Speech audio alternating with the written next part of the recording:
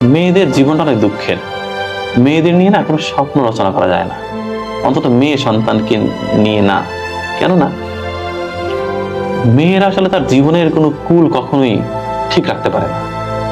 বাবার সংসারে একরকম অ্যাটিচিউড করতে হয় তাকে, বিয়ে হওয়ার পরে স্বামী সংসারে গিয়ে আর এক রকম আচরণ করতে হয়, আবার বৃদ্ধ বয়সে গিয়ে ছেলের সংসারে গিয়ে আর এক রকমের রূপ ধরতে হয়। মানে বলে না নারী বহুরূপী, এই কথাটা না একটা পজিটিভ অর্থ আছে আমার কাছে। নারী যে বহুরূপী হবে না, নারীর না নিজস্বতা খুব কম হয়ে যায়। সমাজটা এরকম যে নারীকে বারবার মানে স্রোতের মধ্যে ঠেলে দেওয়া হয়। নারীকে অনেক কিছু সইতে হয় এই জীবনে, আমার মাকে যেমন সইতে হয়েছে। তো নারীর জীবনটা আসলে খুব বেশি যে স্মুথ এরকম বলা যাবে না। প্রতিটা নারীর জীবনেই খুব যন্ত্রণা, মানে এক একটা স্টেজে এক এক রকমের যন্ত্রণা। এই যন্ত্রণার কোনো সীমারেখা নেই।